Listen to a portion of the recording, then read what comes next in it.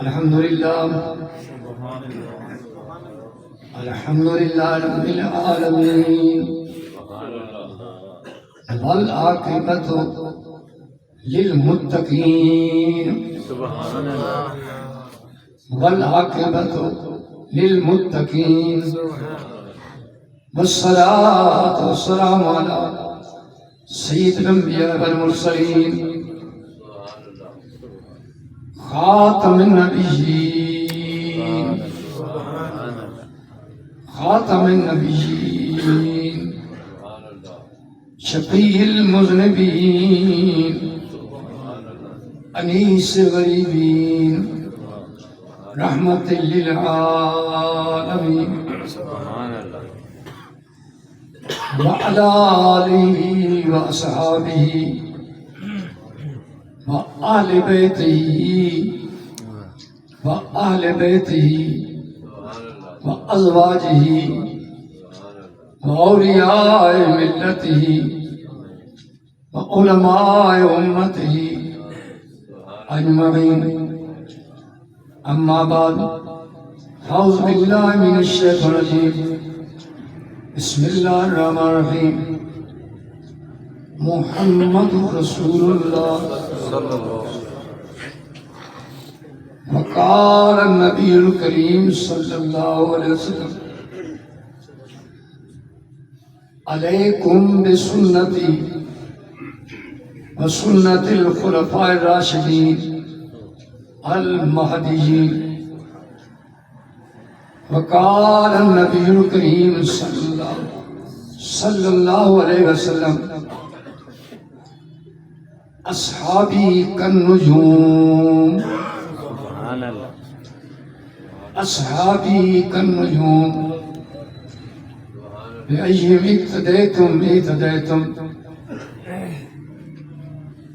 وقال النبي الكريم صلى الله عليه وسلم من عليكم وأصحابي وقال النبي الكريم صلی اللہ علیہ وسلم من سب علیا فقد سبنی ومن سبنی فقد سب اللہ ان اللہ وملائکتہ یصلون علی النبی یا ایھا الذین آمنوا صلوا علیہ وسلموا تسلیما درود پاک السلام علیکم یا سیدی یا رسول اللہ وعلی آلہ وصحبہ سیدی یا حبیب اللہ السلام علیکم یا سیدی یا خاتم النبیین وعلی آلہ وصحبہ سیدی یا ماہر بالعالمین اللہ تعالی جل شانہ و امن والہ وعز برانو کے حمد و ثنا حضور سرور کائنات فخر موجودات رحمت دو عالم شفیع معظم حضور نبی اکرم صلی اللہ تعالی وسلم پر بے حد وسلم کے بعد میرے اور سب کے واجب الاحترام قابل عزت اکرام عزت مآب علی جناب فیض درجت عالی مرتبت نیر علم و حکمت فخر السادات آل نبی اولاد علی حضور قبلہ پیر سید اشتیاق کمال شاہ صاحب مدہ فیوزہم وطول عمرہ صدر محفل جان محفل شان محفل نہایت ہی واجب الاحترام قابل صد اکرام سادات اعظام محبت اور عقیدت کے حاضرین و سامعین نعت خوانان شیر نثار السلام علیکم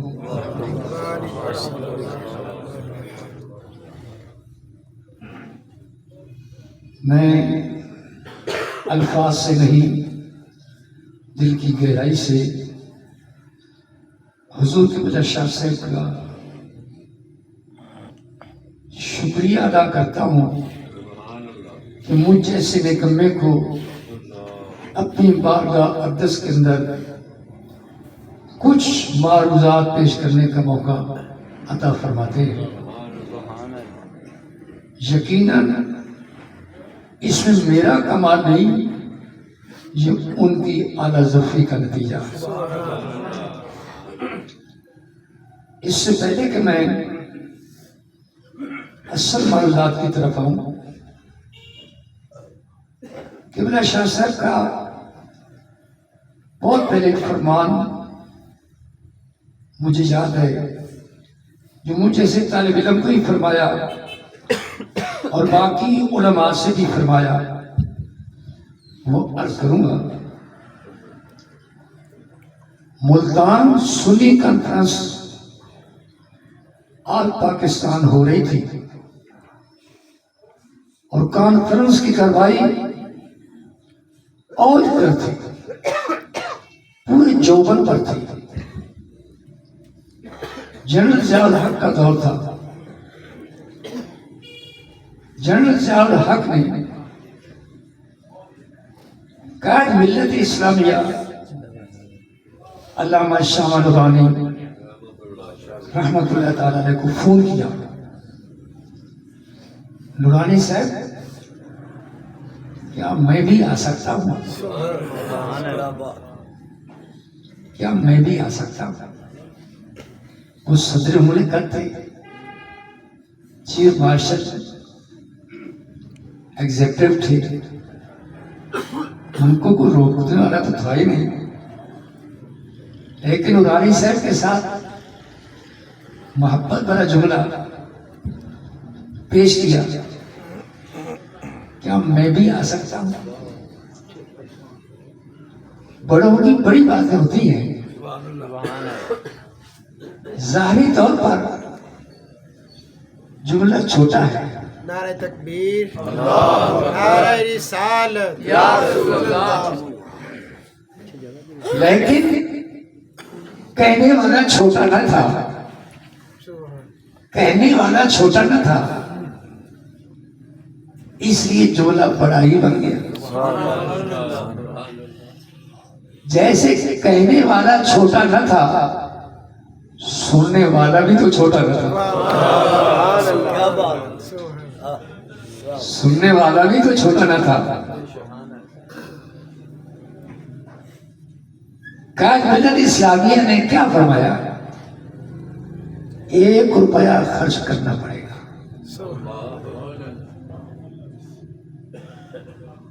اب سننے والے حیران ہیں کہ صدر مملکت آنے کی خواہش کرتا ہے،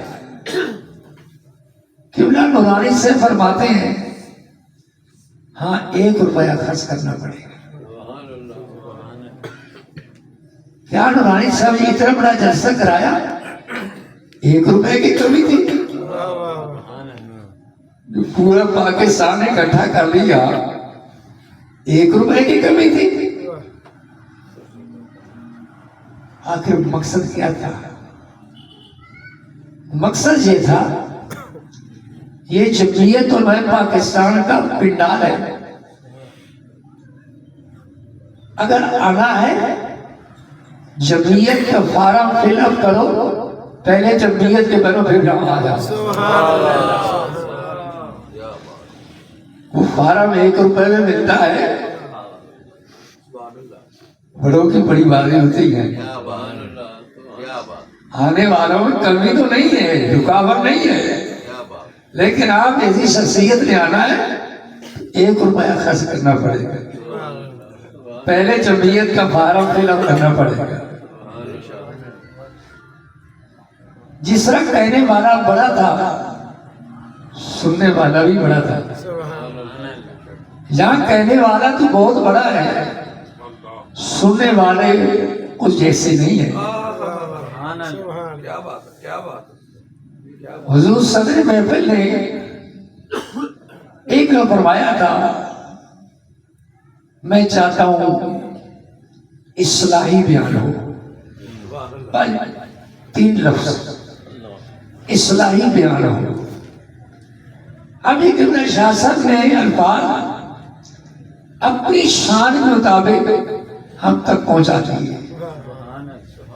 آگے جتنا ضرب ہوتا ہے اتنا ہی وہ سمجھتا ہے. مجھ جیسا کم علم کم علمی کے مطابق سمجھے گا. جو ماشاءاللہ میں تو طالب علم بھی نہیں، جہاں بڑے بڑے علماء آتے ہیں وہ اپنی شان کے مطابق سمجھیں گے. میں چاہتا ہوں اصلاحی بیان ہو. اصلاحی بیان سے لوگ عام طور پہ کیا سمجھتے ہیں کہ جو اعمال ہیں ان کے اندر اصلاح ہونی چاہیے. جیسے میں اجازت ہو تو تھوڑی اور بات کر لے رہا ہوں، تھوڑی اور بات وہ بھی ہوگی اصلاحی. جنازوں کے اندر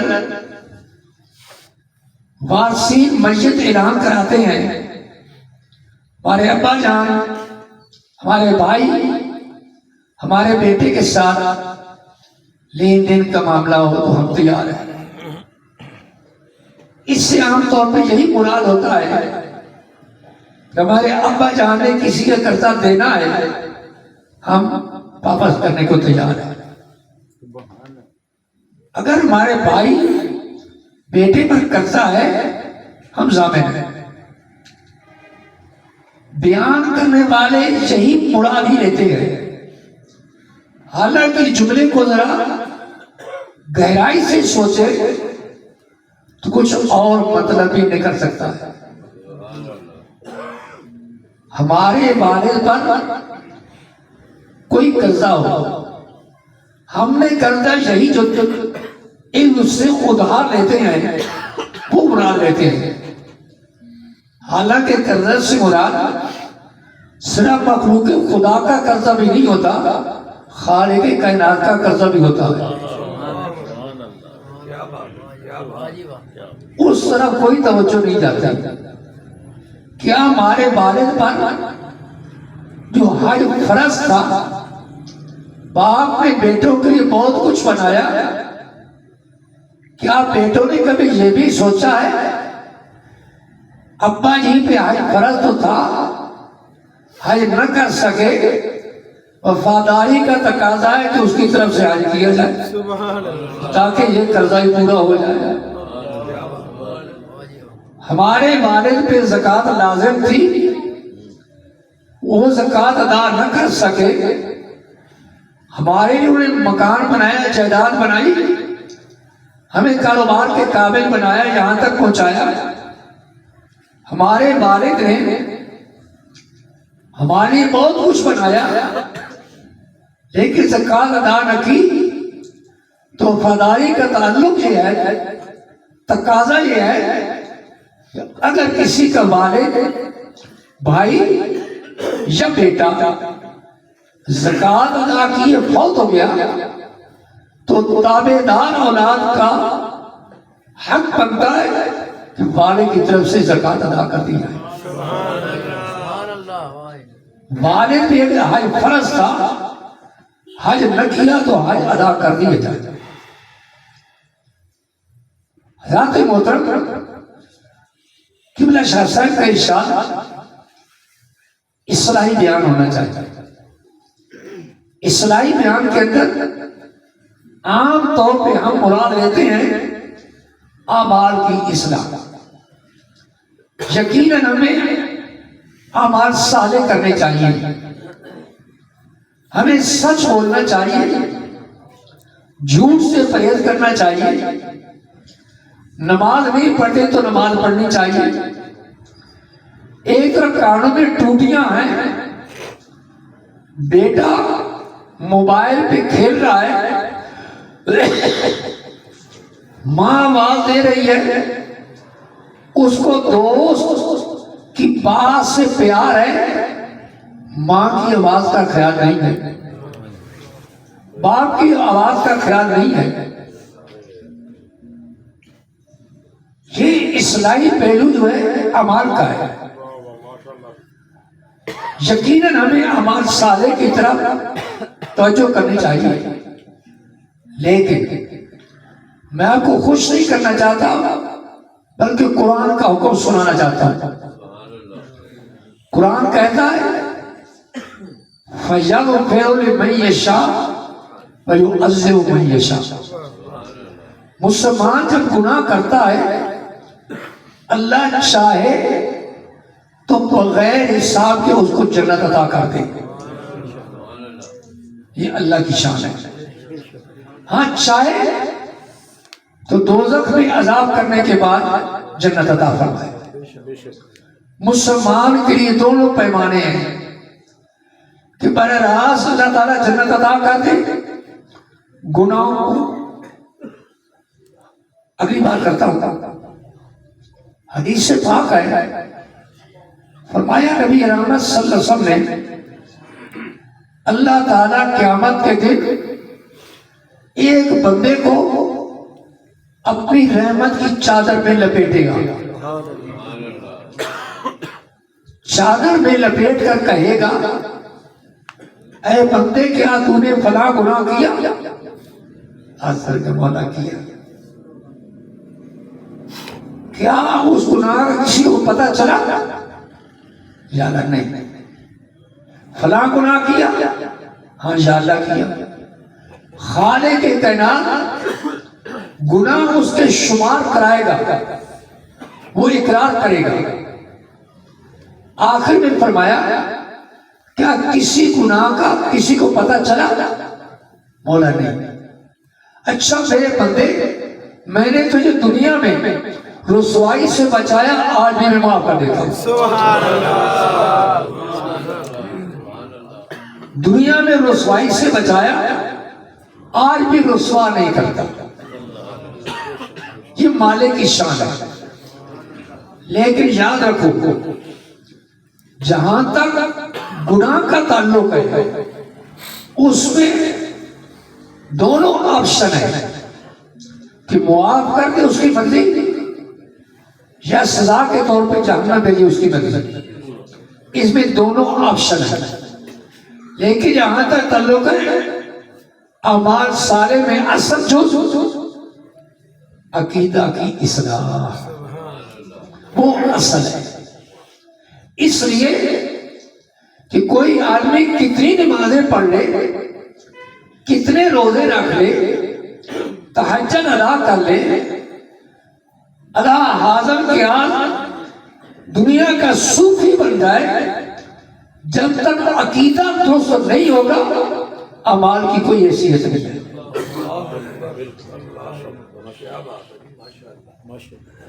حضور صلی اللہ علیہ وسلم سے پوچھا گیا یا رسول اللہ صلی اللہ علیہ وسلم میں پکا سچا مومن کب بنوں گا؟ میرے آقا نے فرمایا جب تو اللہ سے محبت کرے, اللہ سے محبت کرے. عرض کی آقا مجھے کیسے پتہ چلے گا کہ واقعی اللہ سے محبت کرتا ہوں؟ جب تو اس کے رسول سے محبت کرے, جب اس کے رسول سے محبت کرے تو سمجھ لینا کہ تو اللہ سے محبت کرتا ہے. نعرہ تکبیر, نعرہ رسالت, نعرہ حیدری, نعرہ تحقیق, نعرہ غوثیہ. یا رسول اللہ صلی اللہ علیہ وسلم مجھے کیسے پتا چلے گا کہ واقعی میں رسول اللہ سے محبت کرتا ہوں؟ اب حضور نے قیامت تک ہماری رہنمائی کر دی. اور یاد رکھو رہنما تو کوئی بھی ہو سکتا ہے, اور جس کی رہنمائی مصطفیٰ کرے اس سے اچھی رہنمائی کیا ہو سکتی ہے؟ جب اللہ کے رسول رہنمائی کریں اس سے اچھی رہنمائی کس کی ہو سکتی ہے؟ حضور نے فرمایا 4 چیزوں کو دیکھنا پڑے گا. اللہ رسول کے احکام پہ عمل کرنا, منہیات جن سے روکا گیا اس کو روک جانا. تیسرے نمبر پر رسول اللہ کے دوستوں سے محبت کرنا. رسول اللہ کے دشمنوں سے نفرت کرنا.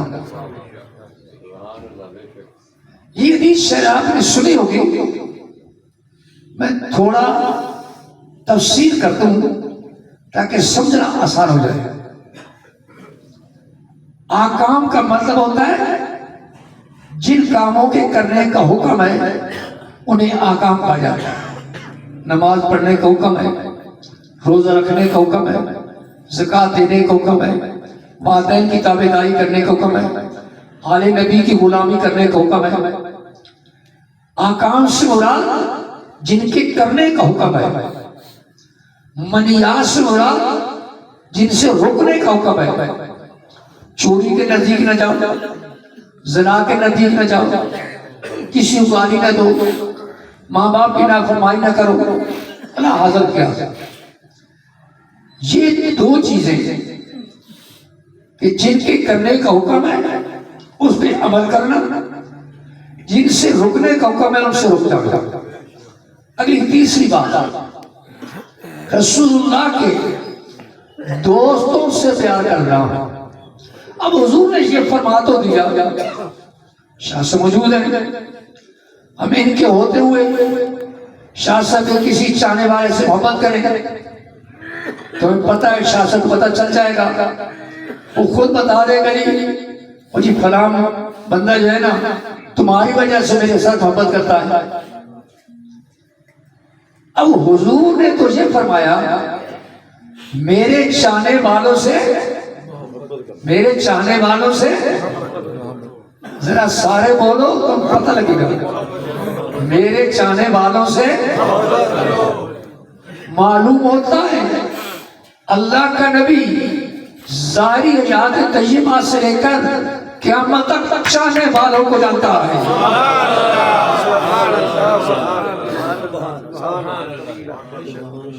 حضور نے فرما جو دیا میرے چاہنے والوں سے محبت کرو. کیا یہ بات حضور کی ظاہری حیات طیبہ تک ہے؟ نہیں, حضور کا فرمان عام ہے میرے چاہنے والوں سے محبت کرو. جو میرے پیارے ہیں وہ تمہارے پیارے ہونے چاہیے, جو میرے دشمن ہیں وہ تمہارے دشمن ہونے چاہیے. اب یہ فرمان بھی قیامت تک ہے. اگر حضور کی سچی محبت ہے تو محبت کا یہ تقاضا ہے کہ حضور نے ظاہری حیات طیبہ کے اندر جن سے پیار کیا ہمیں ان سے پیار کرنا ہوگا. حضور نے جن سے دشمنی کی ہمیں ان سے دشمنی کرنی پڑے گی, تب ایمان مکمل ہوگا. ایمان کس چیز کا نام ہے؟ لا الہ الا اللہ محمد الرسول اللہ.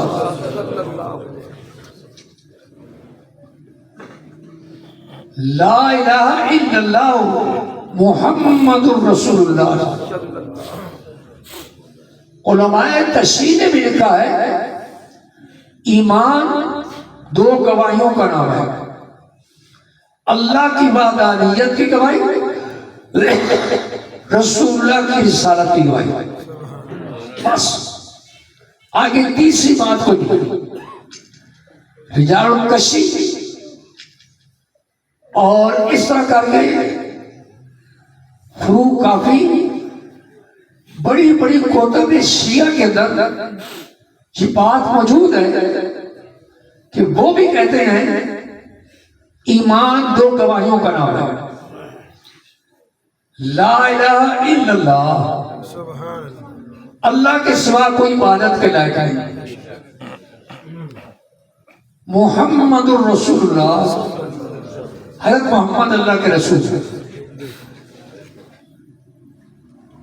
حضور صلی اللہ علیہ وسلم آیا, علی قیامت کے دن اللہ جو مجھے جھنڈا عطا کرے گا کتنا ہوگا؟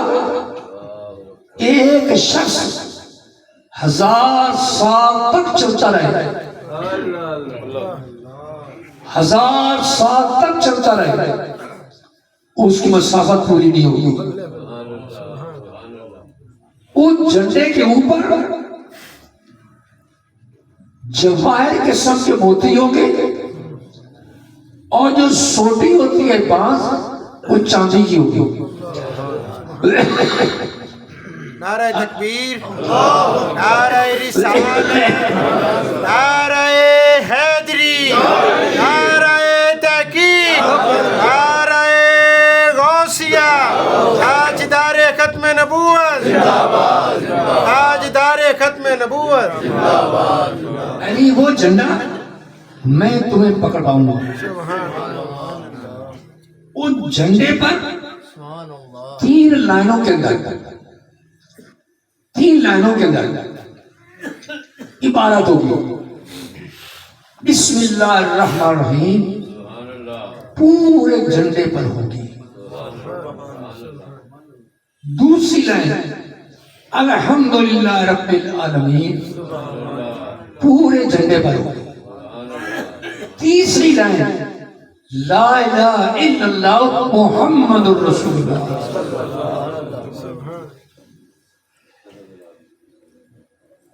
حدیث میں آتا ہے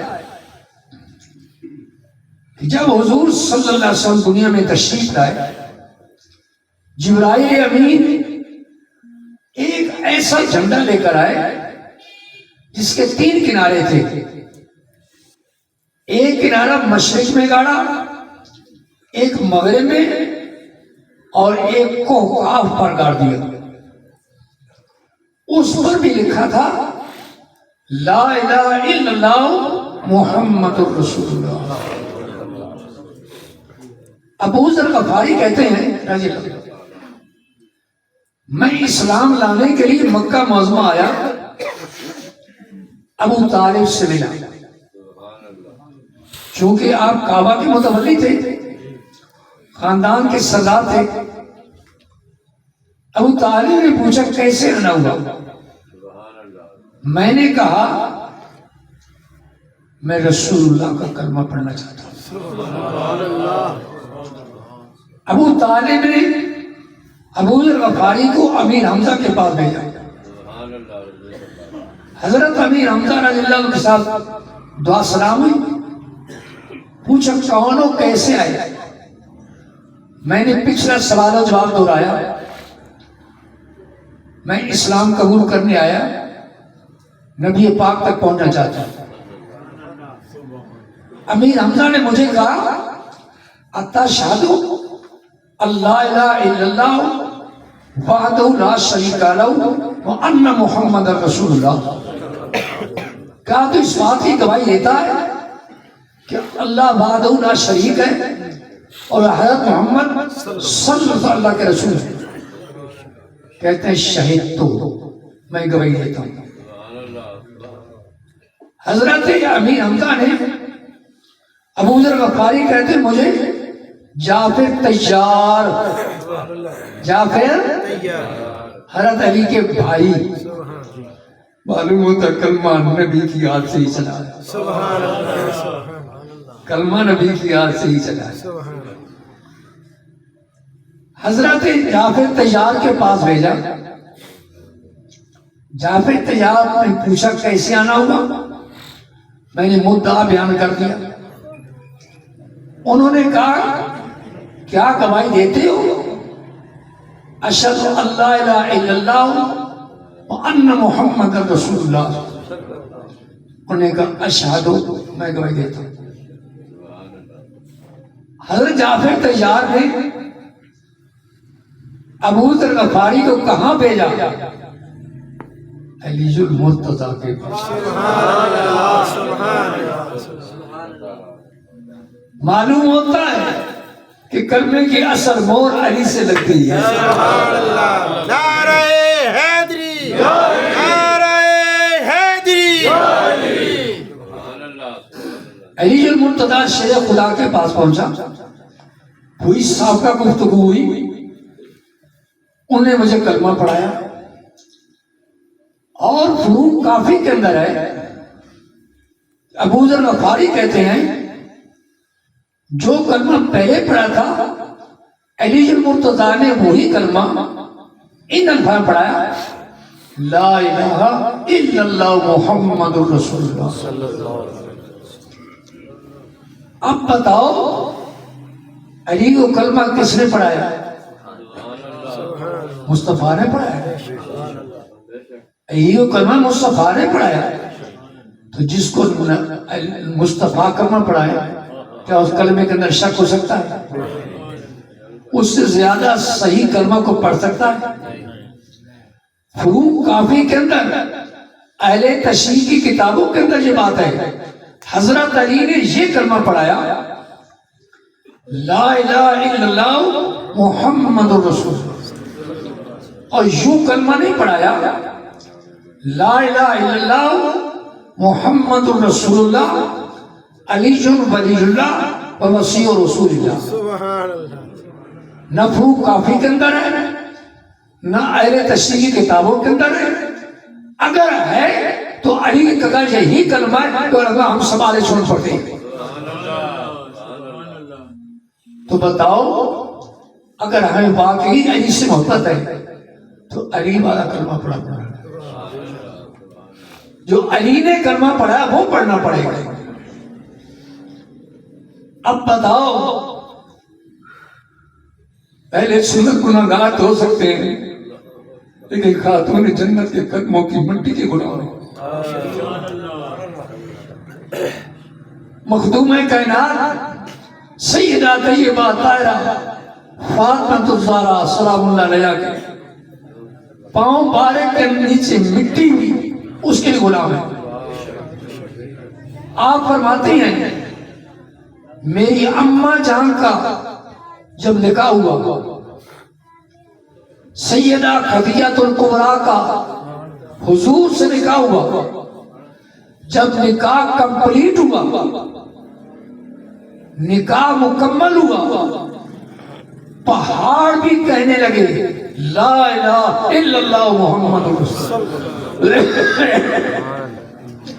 درختوں نے بھی کلمہ پڑھا، پہاڑوں کے پتھروں نے کلمہ پڑھا، آسمان کے فرشتوں نے کلمہ پڑھا۔ کیوں کلمہ پڑھا؟ خدیجہ تجھے مبارک ہو، رسول اللہ کے ساتھ تیرا نکاح ہوا ہے۔ لوگ تو کلمہ پہلے پڑھاتے ہیں، لوگ تو کلمہ پہلے پڑھاتے ہیں۔ خدیجہ الکبریٰ کا نکاح ہوا تو آپ فرماتے ہیں نکاح مکمل ہوا تو پہاڑوں کے پتھروں سے بھی آواز آئی، درختوں سے آواز آئی، آسمان کے فرشتوں نے کلمہ پڑھا لا الہ الا اللہ محمد رسول اللہ۔ اب بتاؤ خاتون جنت کی ماں غلط کہہ سکتی ہے؟ معاذ اللہ۔ سیدہ طیبہ طاہرہ جن کا جہالت کے اندر زمانے جہالت کے اندر بھی لقب و طاہرہ، لوگ قتل و غارت، خون ریزی، جنگ و جدال، ظلم و ستم، بربریت، بت پرستی کا شکار ہو، اے خدیجہ تیری عظمت کو سلام، اس زمانے کے اندر بھی تیرا لقب طاہرہ تھا، تیرا لقب طاہرہ تھا، ہر گندگی سے بچنے والی، ہر گناہ سے بچنے والی۔ اب سیدہ خدیجہ کبریٰ کیا فرماتی ہیں؟ جو صحابہ تھے، موجود مجمع تھا، سب نے سنا کہ پہاڑ بھی کہہ رہے ہیں لا الہ الا اللہ محمد رسول اللہ۔ لہذا قیامت تک ثابت ہو گیا ایمان بچانا ہے، ایمان لانا ہے تو کلمہ یہی پڑھنا پڑے گا۔ یہ کلمہ اللہ کی طرف سے فرشتوں نے پڑھا اور پہاڑوں نے پڑھا، درختوں نے پڑھا۔ اب بتاؤ حضرت علی المرتضیٰ رضی اللہ عنہ ہیں، جو شخص کو گواہی دے دیتا ہے جو شخص فروق کافی کے اندر جو شخص دو گواہی دیتا ہے کافر بھی ہے جب کہتا ہے لا الہ الا اللہ محمد الرسول اللہ صلی اللہ علیہ وسلم وہ مسلمان ہو جاتا ہے. معلوم ہوتا ہے کہ جب علی کی گواہی یہی ہے تو اس سے بڑی گواہی کی ضرورت ہی کیا ہے. حضور نے فرمایا بنی اسرائیل کے اندر 72 جماعتیں تھیں، میری امت کے اندر 73 ہوں گی، 73. کلم فی النار، سارے کے سارے دوزخ میں جائیں گے، الا ملت واحدہ، مگر ایک جماعت جنت میں جائے گا. صحابہ کو دوزخیوں کے بارے پوچھنے کی ضرورت ہی نہ تھی کہ دوزخ میں کون جائے گا، عرض کی آقا جنت میں کون جائے گا. آپ نے فرمایا مانا علیکم اصحابی، اس پر میں محمد اور میرے صحابہ ہوں گے، اس پر میں محمد اور میرے صحابہ ہوں گے. اور اتنے تک فرمایا علیکم بسنتی و سنت الخلفاء الراشدین المہدیین، قیامت تک میرا کلمہ پڑھنے والوں تم پر میری سنت لازم ہے اور خلفاء راشدین کی سنت لازم ہے. سبحان اللہ سبحان اللہ. صحابہ کیا کہتے ہیں؟ فروق کافی کے اندر حضرت علی المرتضیٰ نے فرمایا اگر میرے شخص سامنے وہ شخص آ جائے جو مجھے ابو بکر اور عمر سے فضیلت دیتا ہے، میں علی اس کو بہتان تراش کی سزا دوں گا. گویا وہ بہتان باندھ رہا ہے کہ علی ان سے افضل ہے. علی خود کہتے ہیں ابو بکر مجھ سے افضل ہے، علی خود کہتے ہیں عمر مجھ سے افضل ہے. جملہ صحابہ نے، اہل سنت جماعت نے، ائمہ مجتہدین نے، محدثین نے، مفسرین نے، بزرگان دین نے اور یا کاملین نے یہی کلمہ پڑھا لا الہ الا اللہ محمد رسول اللہ صلی اللہ علیہ وسلم. سبحان اللہ. اب اس کے باوجود کوئی شخص او جی اصل بات یہ ہے کہ علی کی محبت بغیر گزارا تو نہیں ہے، کوئی شک نہیں. محبت میں کس چیز کا نام لکھا ہوا ہے؟ نبی رحمت نے کیا فرمایا؟ علی تیری مثال عیسیٰ علیہ السلام جیسی ہے. علی تیری مثال عیسیٰ علیہ السلام جیسی ہے. جیسے عیسیٰ علیہ السلام کو کچھ لوگوں نے حد سے گھٹا دیا، بعض لوگوں نے حد سے بڑھا دیا. یہودیوں نے عیسیٰ علیہ السلام کی پاک دامن ماں پر تہمت کا الزام لگایا، حد سے گھٹا دیا کہ نبی کی ماں تو معصوم ہوتی ہے. یہودیوں نے معاذ اللہ تہمت لگائی، حد سے گھٹایا. عیسائیوں نے عیسیٰ علیہ السلام کو معاذ اللہ خدا یا خدا کا بیٹا بنا دیا، حد سے بڑھا دیا.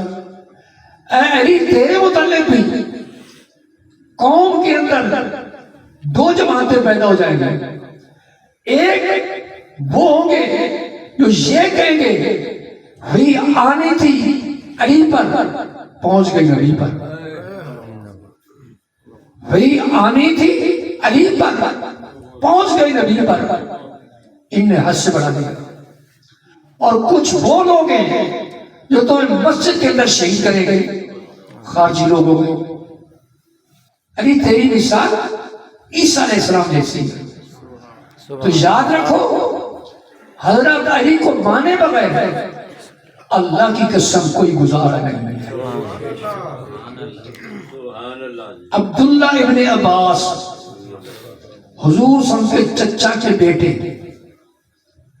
آب زمزم کے چشمے کے قریب رہے، اس وقت نابینا ہو چکے تھے.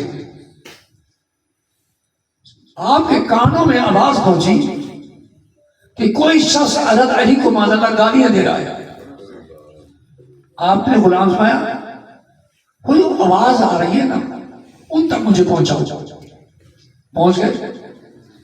میں کہا تم کون ہو جو خدا کو گالیاں دیتے ہو؟ کون ہو تم خدا کو گالیاں دیتے ہو؟